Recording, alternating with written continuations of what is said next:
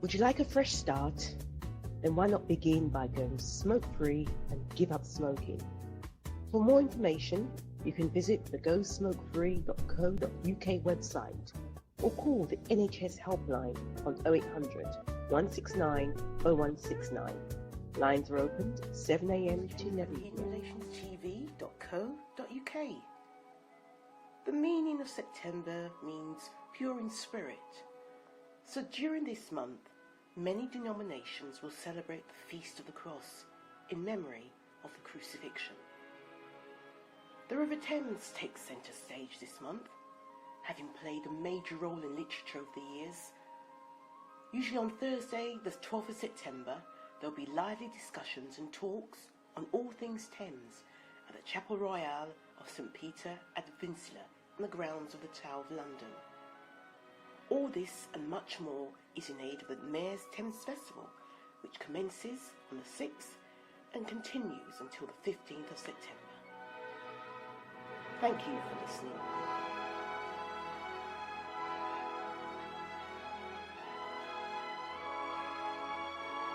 Are you looking for a radio show that is relevant with a new topic each week and the occasional cake recipe? Then tune in to the Jennifer Valentine-Miller Show on PRZ FM 109.2.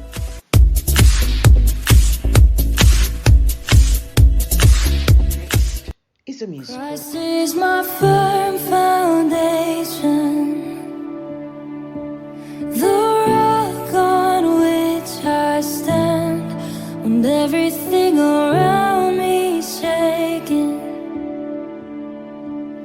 I've never been more glad that I put my faith in Jesus. He's never let me down. He's faithful through generations. So why would he fail me?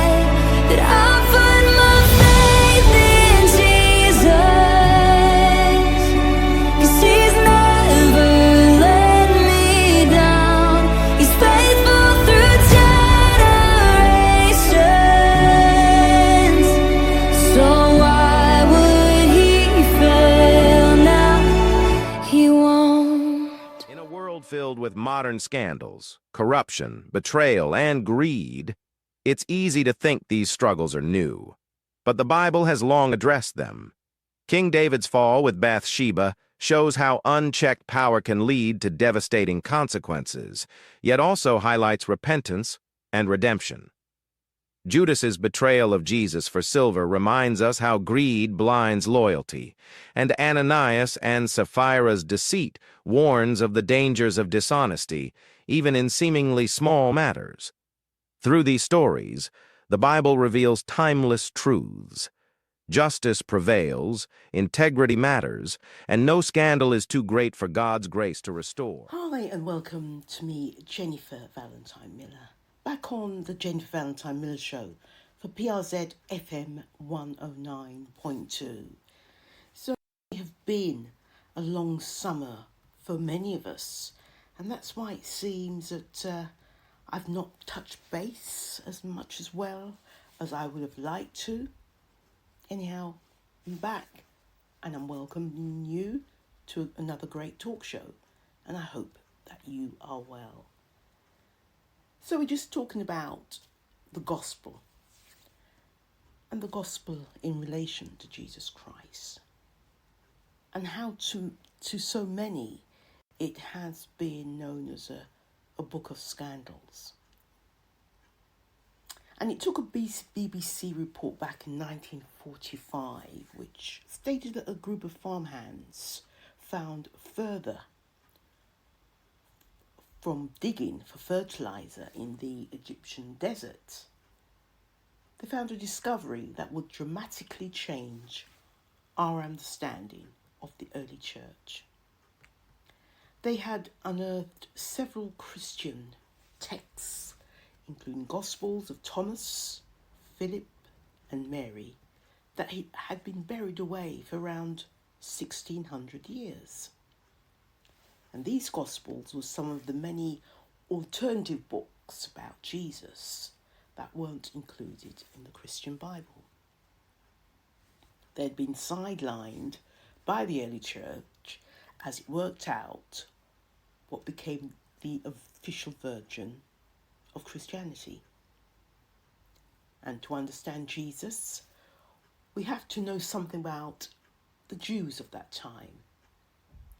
And to understand the gospel, it helps a great deal if you read them like a first century Jew or Gentile would. And the gospels throughout the eyes of many from that culture will of course appear very different, and problems will arise when trying to understand this text. It is widely recognised that Jesus scandalised some of his contemporaries, especially the religious elite, with its lively style and parallels that are drawn with our own society.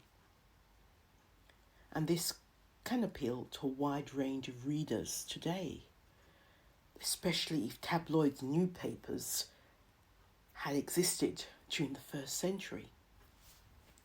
Jesus would have featured constantly in the headlines, linked with scandals of all kinds. Details of these were recorded in historical documents by both his friends, the apostles, and his enemies.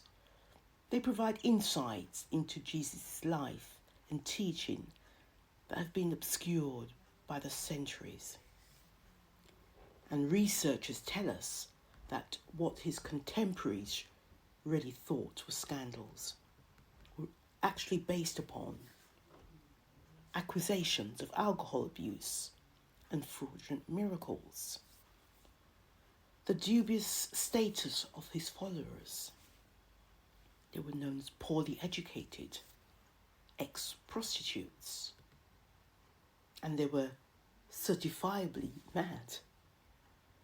His anti-religious teaching on temple practices, eternal torment, easy divorces, and judgment in this life. His thoughts on suicide, shameful execution, and some regard it as the impossible resurrection. Scandalous talks are in the Gospels, and when disgraceful, embarrassing, and shocking details about Jesus are recorded by his friends and supporters, it is much harder to disbelieve them. Jesus was called the name of a child born out of wedlock. He was called a blasphemer. He was abused. He was known as abuser of alcohol, a man who partied with prostitutes and working for Satan. And it appears that scandal followed him wherever he went.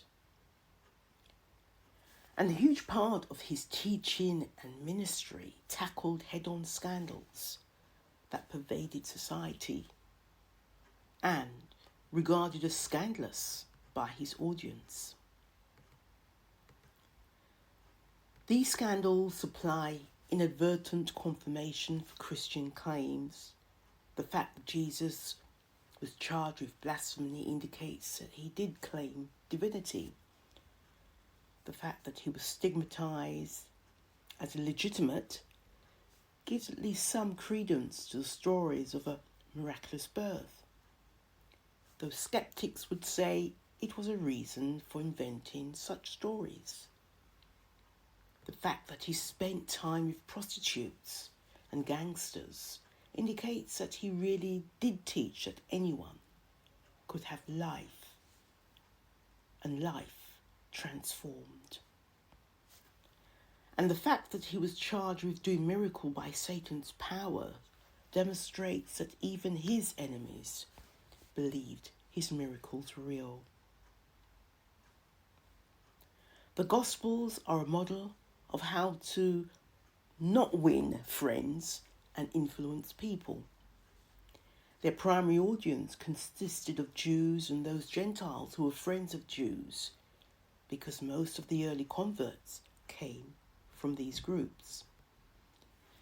And yet the Gospels regularly include criticisms of Jewish leaders and generally accepted Jewish beliefs and attitudes.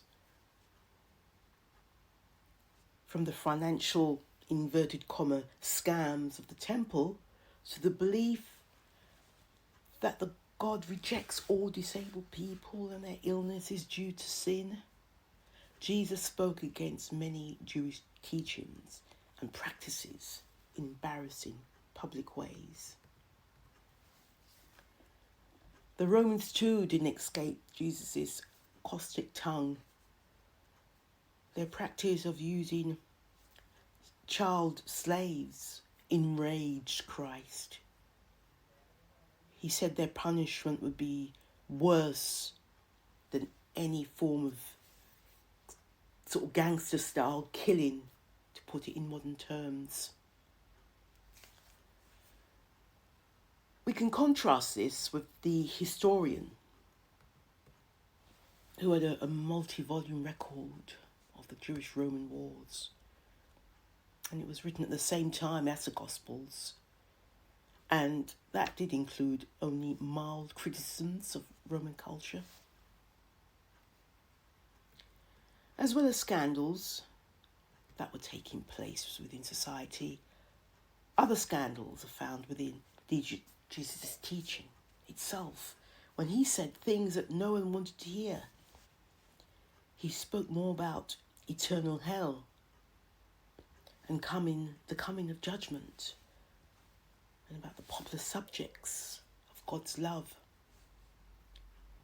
Though he was also outspoken about this, the gospel writers didn't try to help his image by editing what Jesus said, but included equally the things that made him unpopular and popular. When Jesus healed the sick, for example, no one complained. But when he did it on the Sabbath, or said that someone's sickness wasn't due to sin, he outraged almost everyone. The scandal attached to its highlights that it is an important aspect of Jesus' teaching. And what was scandalous in those days may simply be normal today. Like letting women attend religious teaching. It's not scandalous in most cultures today, but in the first century, admitting that Jesus let this happen was detrimental to his standing as a religious teacher. In recognizing this kind of historical perspective, we can better understand the emphasis of Jesus' teaching. During the early church and the disciples themselves, they were presented in a scandalous way in the Gospels. Jesus had to teach his followers not to hate each other, but he also had to tell them how to forgive each other and set things straight when they did hate each other. His disciples were no superheroes. Rather, they are portrayed as a motley kind of group of people not know what they're doing, misunderstanding Jesus, and they generally just get in his way. But that is what real life is like, and it shows that the Gospels are concerned with portraying reality and not fiction. But scandals are memorable. You remember an outrageous story because everyone talks about it, and you've probably passed it on to someone else yourself. People will nod in agreement to what anyone would say, and they're listening to you. And people may shake their heads in disagreement, meaning they're becoming more attentive. The most embarrassing is the person who records it, and it's likely to be true. If it's written, someone's written it and not faked it. So the scholars are right to be skeptical. And the early church must have been tempted to portray Jesus in the best possible light. And we have to assume this is why what they tried to do. Just as we still try to do. This is what makes scandals in the Gospels so valuable. Many people believe that the Gospel has been subjected to more scrutiny than any other ancient book. But the Bible is not an ancient book. It is a sacred book of the life of Jesus. And we read it because we know that the records of it are accurate. The British Library in London has a whole section written on the Gospels, and there are written claims and accusations that were made against Jesus from evidence from the history and the culture of biblical times. For example, we'll find that some historians have identified part of the original court records for Jesus' trial and some of Jesus' teachings on subject on hell, harmonious living, and some of these are paralleled in the Dead Sea Scrolls. So my answer or my question and statement is: a scandal is defined as an action or event regarded as morally or legally wrong. And we know that the Bible is a scandal to many people because it continues to cause general public outrage. Welcome to Jennifer Valentine-Miller Show. Up next is a repeat So audio the title recording. of the show has to be one of those big headlines again. Stop the promises of God. He always keeps them. God always keeps his promises. And as we look at some of the promises and prophecies in the Bible, we can see that many have already been fulfilled. In many cases, the expected happened when God told Pharaoh that he was going to send a plague of frogs, and he did just that in Exodus 8. And when he told David that his son would build a temple, Solomon was born and he built it in 2 Samuel 7, 1 to 17, and that can be found again in 1 Kings 5 to 8. And when God said that Judah would be judged for her unfaithfulness and sent into exile, that's exactly what happened in the book of Jeremiah. Jesus said the temple would be destroyed with not one brick left. And in AD 70, it was totally demolished, as in the account of Matthew 24:2. But God sometimes fulfills his promises in a way that we could never have imagined. At times, it seems that the Lord has used methods we could easily understand. He sent his people into battle with a promise of victory, and he gave them strength and strategy to overcome their enemies.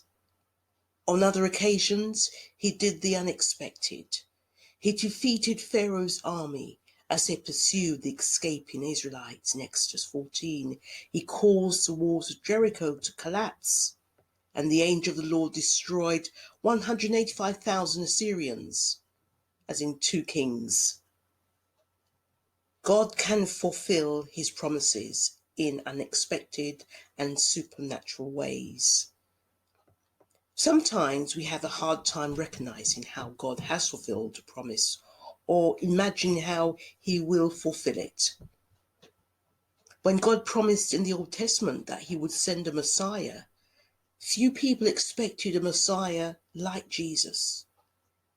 No one expected the way God brought both Jews and Gentiles together into the body of Christ, which is the church. No one anticipated such a long time between the Messiah's work, Jesus, as Redeemer, and his future work as Judge and King. On many occasions, the Apostle Paul used the word mystery to describe the way God's plan of salvation has been fulfilled by Christ. Among these mysteries is the establishment of the church as central to God's plan to fulfill his promises, as can be found in Ephesians 3, 8 to 10. And at the center of God's mysterious fulfillment of promises is Jesus Christ. The Old and the New Testament promises are based on and find their fulfillment in what Christ has done and will do. While we try to figure out how God is going to answer a prayer or fulfill his promise, he's calmly and powerfully working out his plans behind the scenes and in ways for reasons that we may not comprehend. And it should be no surprise that in Isaiah 55, the Lord described our inability to understand his methods. For my thoughts are not your thoughts, neither are your ways my ways, declares the Lord. And as the heavens are higher than the earth, so are my ways higher than your ways, and my thoughts than your thoughts. Although his reasons may elude us, and his methods may surprise us, God always fulfills his promises. As the Apostle Paul said, the foolishness of God is wiser than human wisdom, and the weakness of God is stronger than human strength, in 1 Corinthians 1:25. So God fulfills many of his promises in visible ways. The Psalms contain statements about the power of God to bless the righteous with protection, wealth, health, and long life. We would be wrong, though, to expect nothing but physical prosperity in this life. God often shows us his faithfulness by providing invisible spiritual blessings. One look at the life of King David demonstrates this. His life consisted of repeated conflict, family dissension, and physical maladies. Job as well was a righteous man who feared God, yet he suffered a terrible illness and the loss of his family and possessions. Even his closest friends were supportive. They made the mistake of assuming that right living translates into trouble-free life. Yet Job didn't quite despair.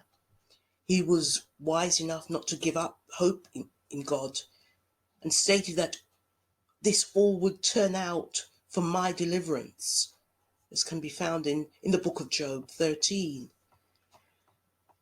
The Apostle Paul went through all types of good and bad experiences, yet he found that in all of his life he would be content because God gave him strength. To him, God's faithfulness, a spiritual blessing, was far greater than anything he could possess on earth.